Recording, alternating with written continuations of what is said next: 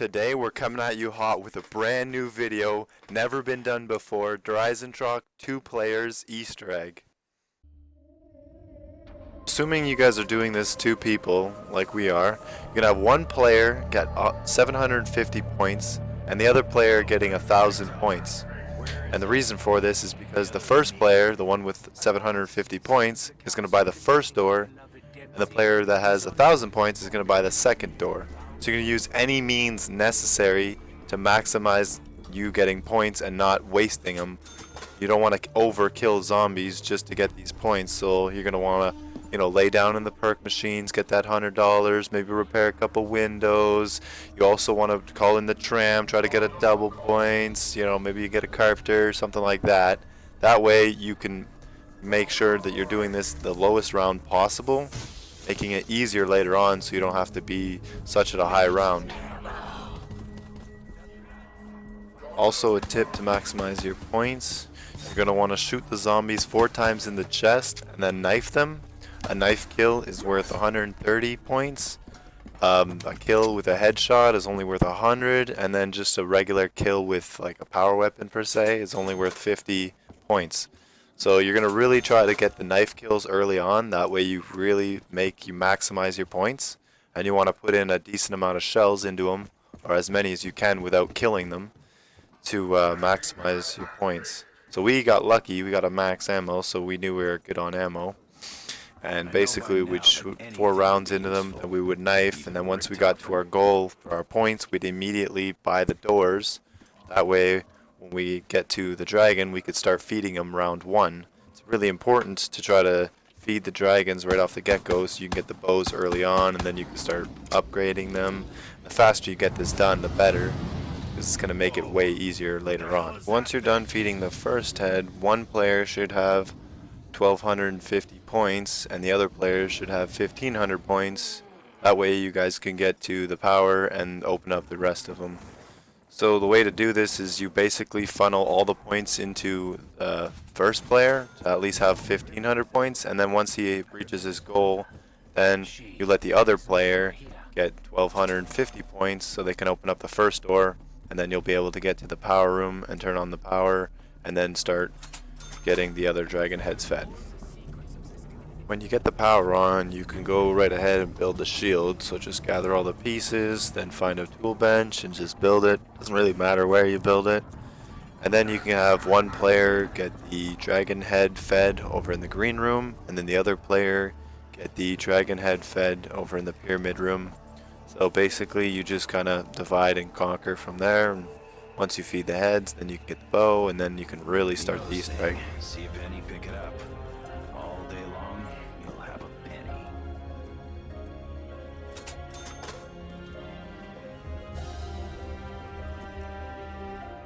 Alright, we'll take a second to talk about pre-game setup. So the bubblegums you're going to want to run. The bubblegums we recommend you run is self-medication, near-death experience, aftertaste, Phoenix up, and hiding in plain sight. Basically, most of those bubblegums will make it so you either revive yourself or your teammate, and they'll keep their perks, except for hiding in plain sight, which is more or less a free one that could help you out during the boss fight. Having these bubblegums can literally make or break the Easter egg, because in the boss fight, you're not allowed to go get perks or anything, and you're most likely going to go down because of how difficult it is. Reckon I could knock a few teeth out with this. Alright, so the way the dragons work is you gotta basically get 8 kills near them, but you can't just kill all the zombies right away because the dragon won't have time to digest the zombies. So the first kill is basically just to animate the dragon, and then you need to kill 7 zombies, not all at once, but one at a time. You have to kind of wait for the dragon to kind of eat it up, and then he'll be ready to have another one, and it's got to eat another one, so on and so forth.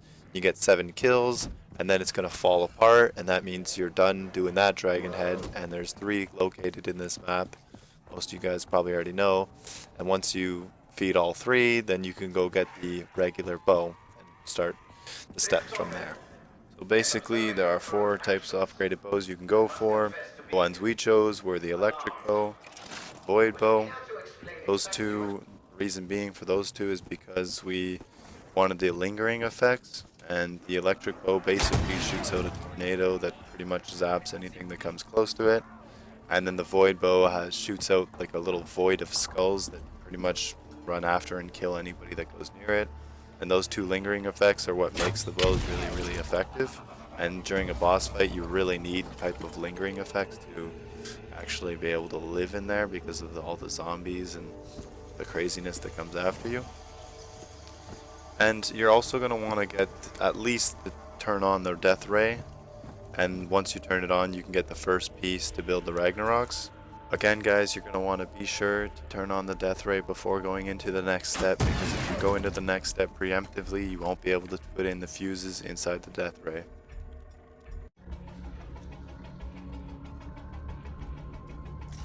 Once a player in your game gets an upgraded boat, you'll be able to start doing the actual Easter egg steps. So once you get an upgraded bow, you want to try and get the player with a non-upgraded bow, or just get a non-upgraded bow. Go to the teleporter and shoot the orbs that are on top of the teleporter.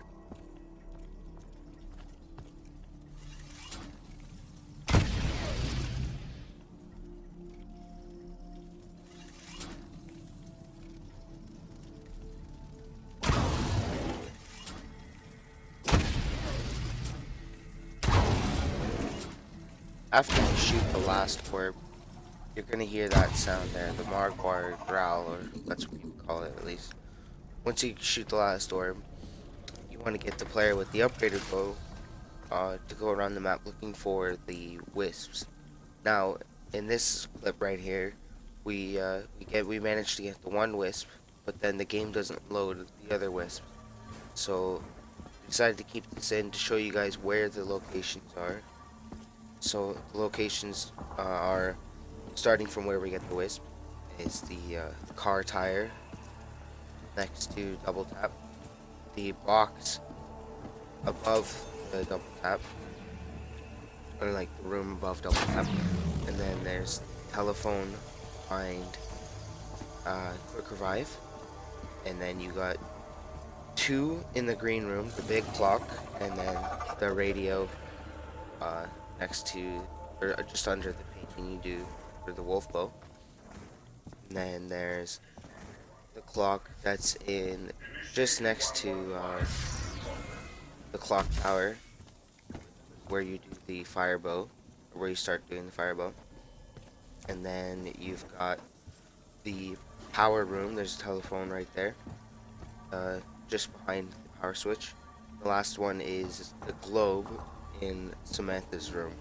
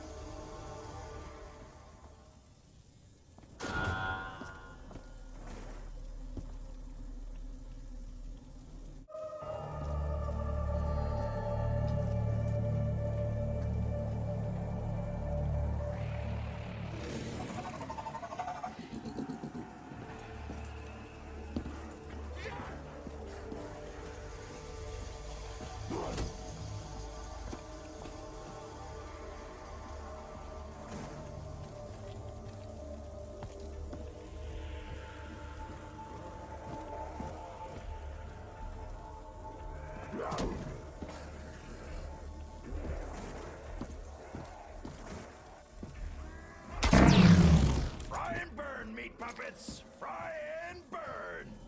I'm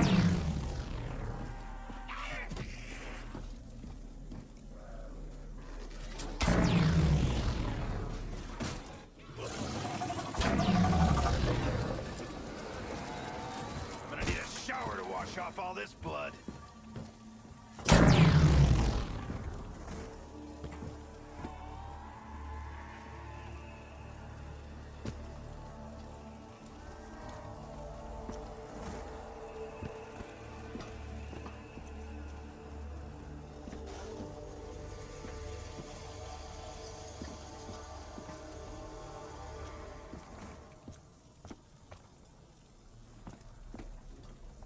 Initiating 115.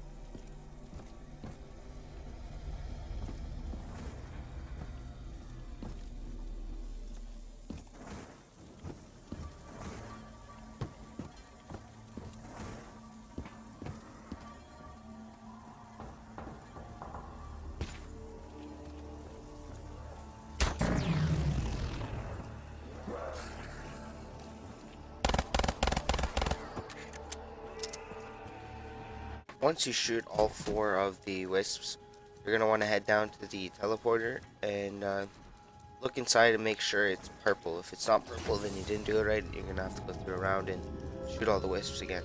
But if it is purple, you and your teammates are going to want to step inside and buy it for 500 points, and you'll go back in time. Once you're back in time, there's 2 things that you need to grab in this room.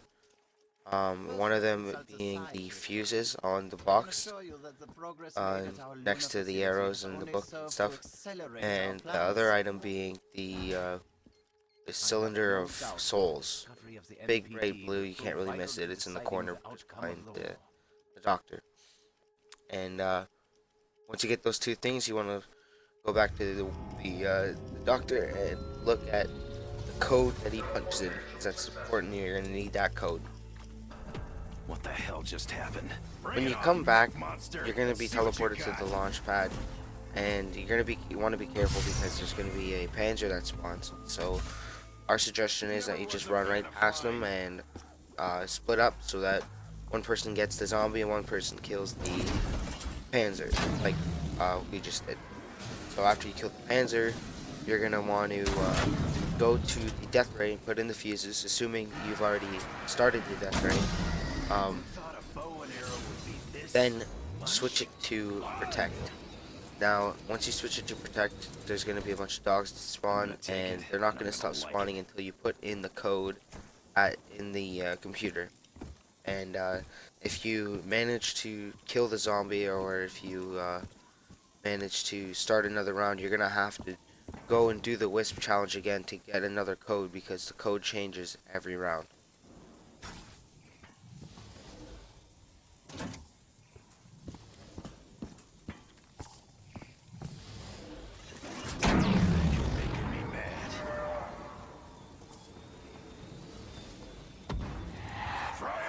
Sparky! Initiating 115.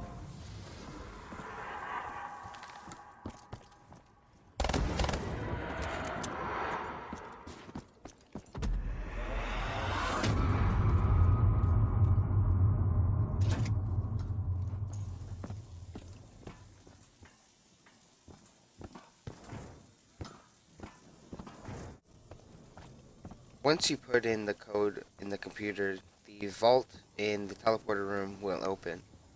And you need to grab the two things in here. The two cylinder Great. What do I do things, with fuses, this? whatever they're called. And then there's another like computer chip thing that you need to grab. Now once you grab those two things, Time to bring you want to come back up to the me death ray, back down to and earth. the two orbs that fire the lightning from the death ray are missing some pieces, so you're gonna want to put those pieces that you just grabbed from the vault into the death ray, like so. And then once you do that, make sure that the death ray is set back to destroy, so that you can start doing the Samantha Says challenge.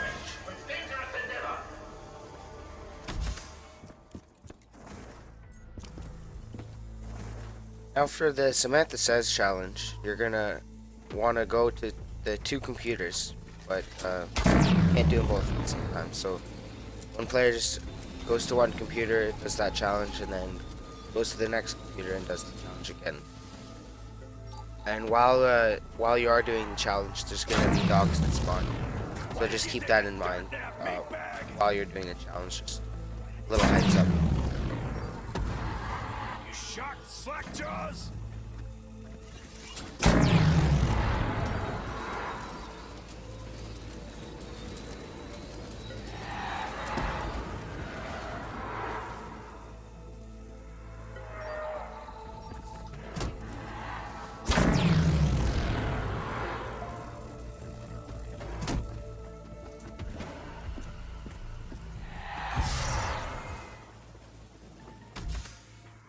Well, that was something.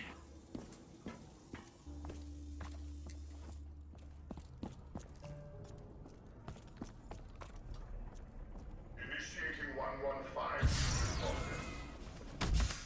You know what? You've done the Samantha Says challenge right if the orb is glowing. Now the goal is to get both of the orbs glowing, so you need to do both of the challenges, like I said.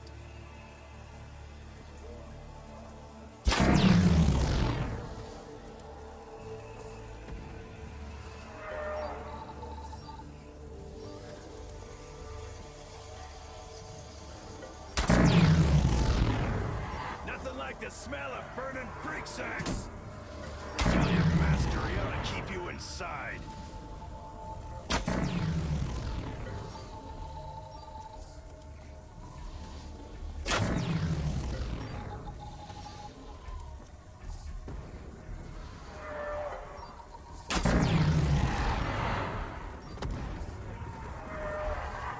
Your bark was worse than your bite, mutt. Shock and awe.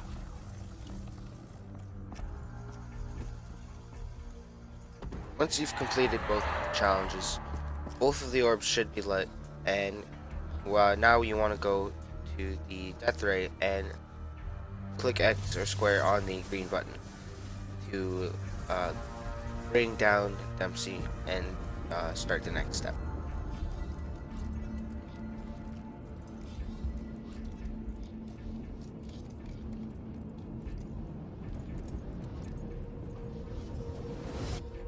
After that nice cinematic happens, you're going to want to run down to the courtyard, and there's an item that you're going to need to pick up, and it's the, I forget what it's called, but it's the item from Moon, and you can see it right here. You're going to need to pick that item up for a further step.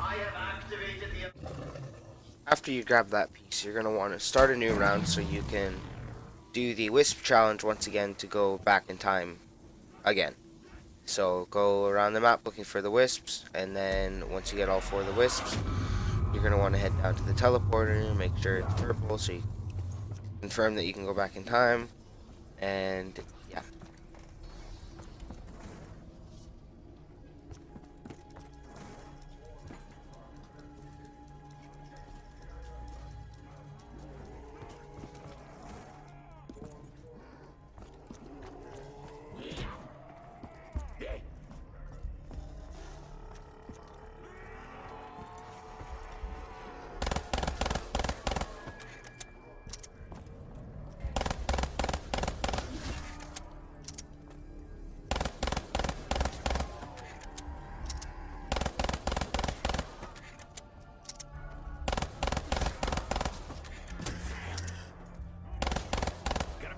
real quick if we don't find ammo.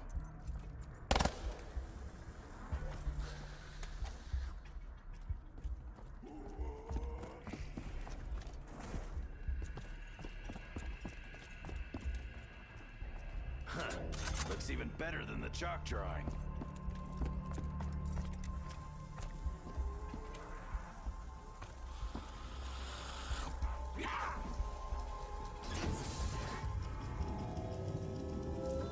Point of going back in time a second time is to grab a second item that you couldn't grab the first time.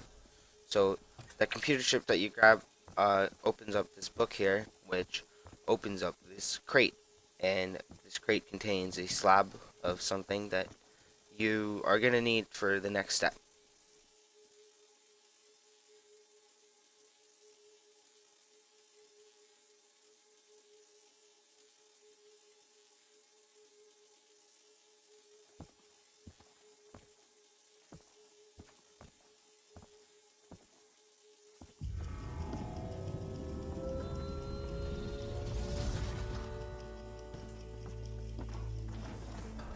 What the hell just happened? The mechanical monster returns to hunt us once more.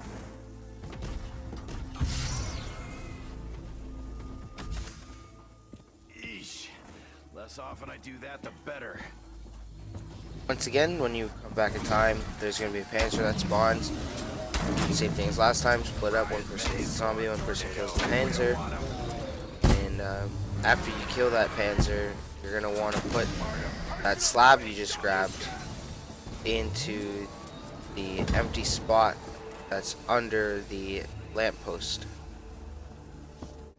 Alright, so now you're going to head over to where you first got the bows and put that piece you got in the courtyard where in that little slot right there. And then the keeper is going to come out and then you're going to have to follow the keeper around to 4 different spots in the map.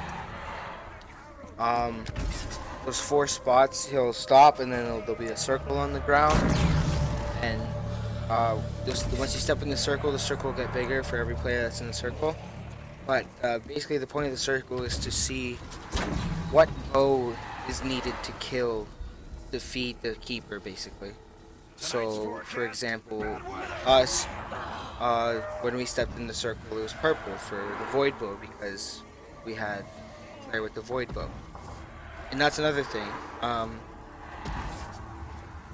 The keeper colors will only be certain colors for the bows that you created. So for example, we created the void and the lightning bow, so we're only going to get purple and blue.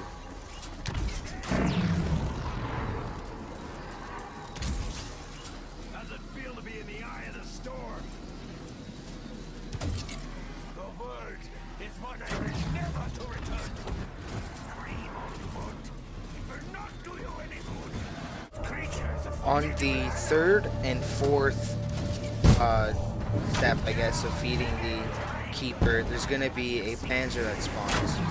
Now you see 2 panzers here because we got unlucky and got a panzer round as well as the 3rd step, so we got a little unlucky there. We still dealt with it. But yeah, anyways, the 3rd and the 4th step feeding the keeper will get a panzer, so just keep that in mind. We'll kill them all and reap the reward.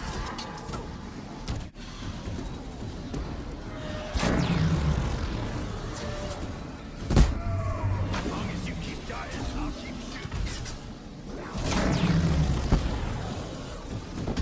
Their swarm shows no mercy. Be gone. How's it feel to be in the eye of the storm?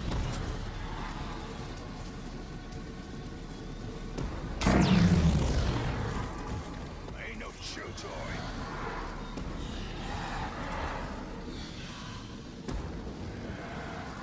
Ask yourself, what do you want to achieve? What is it? I want to complete my mission. End this chaos once and for all. After completing the last step for feeding the keeper, the keeper will no longer be a ghost. It'll actually be a keeper. So you're still gonna want to follow it, except it's not gonna go to a slab. It's gonna go down to the pyramid room and do a little cinematic for you. So just be patient and watch the cinematic.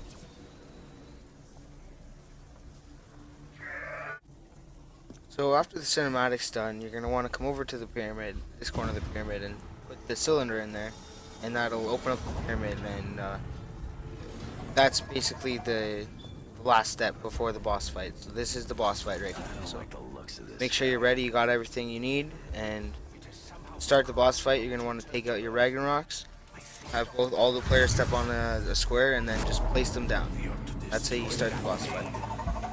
Once you're in the boss room, want to take the keeper out, you're going to see him usually hovering around the sides of the map. Like, it's a big dark room, and you'll see him wandering around in the sides. So the only way to kill him is basically to wait till he gets into the middle and starts charging his super attack. Once he's doing that, you have to place your Ragnaroks right on his toes, or right where the ball of light will be, and that will basically make him vulnerable to bow attacks. So usually what we did is, for this game, is we'd have one player that would be assigned to throwing the Ragnaroks down when he was in the middle, and the other player would charge his monkeys and throw them down. And then once he opened up for an attack, we would charge the first shot would be a charged bow shot, and then the rest would just be quick firing the bow, just firing really fast to get as much DPS as possible. And if you do this successfully, basically you'll go on to the next phase, which is kind of a panzer round, where there's just a bunch of panzers attacking you, and you kill, I don't know exactly how many, but you kill a decent amount, and you get quite a few max ammos along the way. If you do it unsuccessfully, and let's say you ignore the keeper in the middle, and he charges his super attack, basically it's pretty much game over, but there is a way to avoid it. All you have to do is stand behind the pillars. Again, if you let him do that, you're probably going to lose. So you gotta make sure that you're on point with your Ragnaroks and communicate with your teammate to make sure that you guys are going to have him killed every time. You finish the 3 phases of hitting the keeper right in the middle. It's basically going to bring you back to where you were by the pyramids, and that's when you've successfully done it, and there's only one last step you have to do, which is very, very simple, very straightforward. Now that you've finished the boss fight and you're back in the pyramid room, you're going to want to grab the summoning key at the base of the pyramid and bring it all the way back up to the computers and pretty much watch the show, and that's it. I don't know, you should have the achievement by then, and you'll see the cutscene at the end. So if you found this helpful, leave a like. If you have any questions or concerns, just leave a comment. We'll be sure to get back to you.